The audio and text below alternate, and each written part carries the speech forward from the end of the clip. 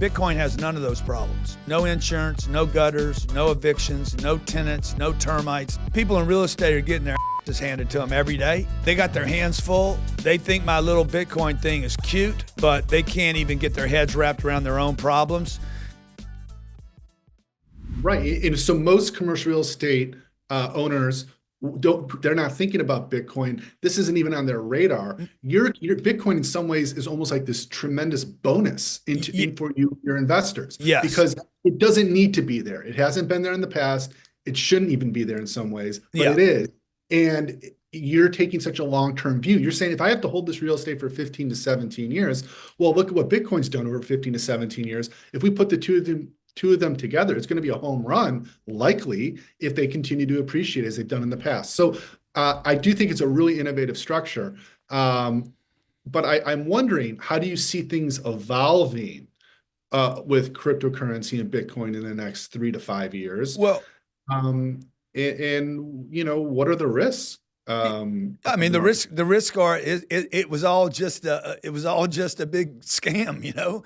I mean, you know, Bitcoin's not real. It's not going to happen. And, you know, like I'm skeptical enough to believe that's a possibility. It could go to zero, but I still have my real estate.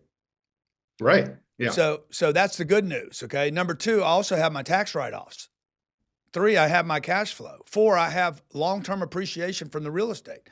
But there is a possibility that the Bitcoin is actually the new way money will be traded. And we need to be, I mean, unless you don't believe in the internet and you don't believe in computers and you don't believe, look, I'm 68. Most of my transactions are done on this phone today. They're not done with cash. I'm not carrying a credit card with me anymore. My credit cards are on my phone.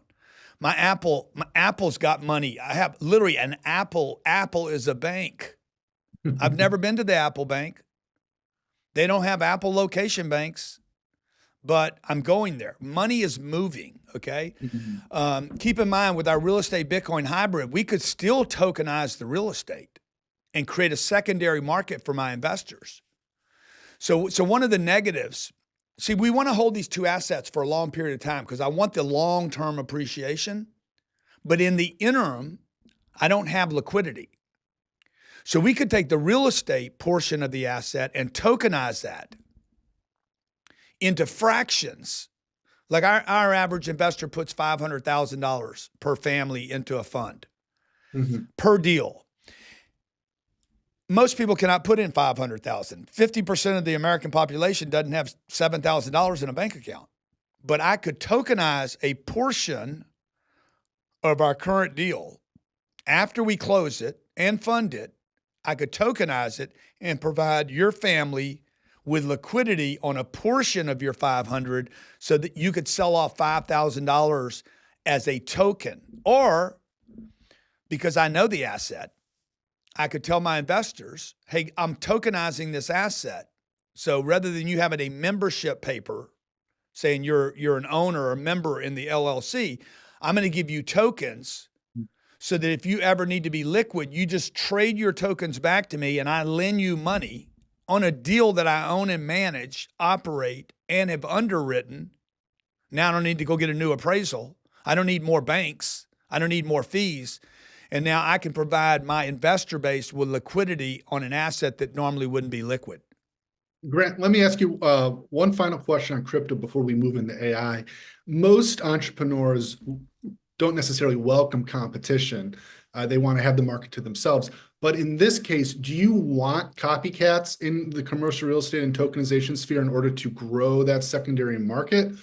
How do you view folks potentially emulating what you've done with purchasing assets below market value and adding that Bitcoin or cryptocurrency hope note to the investment? Yeah, well, you said the hope note is the perfect real estate terminology, by the way. Here, the Bitcoin is a hope note.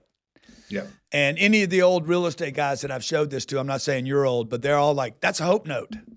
And most hope notes in real estate, as you know, that's all they are. They're hope, but they don't come with anything. The Bitcoin thing could be a huge hope note. Mm-hmm. Like we bought a deal last year in Boca Raton. We bought it out of bankruptcy from Blackstone had the debt. We bought it out of bankruptcy for $235 million. We added $100 million of Bitcoin. Well, the Bitcoin on that deal, I believe that Bitcoin will be worth $1 billion one day. And the real estate will be worth less than the Bitcoin will be worth. Okay, we paid $235 for the real estate. We paid $100 million for the Bitcoin. The Bitcoin's pulled back, by the way. We're down about $21 million on the Bitcoin, but we're up $26 million on the real estate. So we're net positive because we have two assets, not one. Regarding the competition, man, look, people in real estate are getting their asses handed to them every day. They got their hands full. They think my little Bitcoin thing is cute, but they can't even get their heads wrapped around their own problems. Because remember, the real estate guy's dealing with evictions and property taxes. If you're in New York, you're dealing with Madami. If you're in California, you're dealing with Newsom and all the exodus. If you're in Florida, you're dealing with insurance problems. Bitcoin has none of those problems. No insurance, no gutters, no evictions, no tenants, no termites, no bed bugs. All upside. And the only possibility is it doesn't do anything for long periods of time, which is what it does, by the way. It does nothing for 350 days of the year. And then for the last 10 or 15, it'll go nuclear. Right. And that's what we're banking on. Well, it's a really interesting and innovative investment thesis, and Commercial Observer will absolutely be keeping our eye on what you and Cardone Capital are doing with these two assets together. But I want to ask you next about artificial intelligence and how you, as a commercial real estate executive and investor, are you integrating AI into your day-to-day, or do you use it, and how do you view it? As someone who's been planet for almost 7 decades. Yeah, I view it as today in its current state as an assistant, not a dependence. And I would strongly encourage everyone, unless you're starting an AI company or going to become an AI company, don't get distracted from the main thing. The main thing is the main thing. I have a tenant, I have income. They're the same thing, by the way. I have a customer walking in the front door. AI cannot replace that contact today. Now, how do we use it? We use it in our branding, our landing pages, our websites, website creation, landing page creation. All our marketing is done now by AI, including scripts, responses, customer interactions, policies, systems. We spend a lot of time on it, and I'm a little concerned right now that we spend too much time on it, and it distracts us from that main thing. Right. The old school tenant. Yeah. Just bricks and mortar and who's paying the rent on time. Yeah, exactly. Well, Grant, we really appreciate you joining Commercial Observer here to discuss cryptocurrency, artificial intelligence, and all this innovation that's going on in the industry.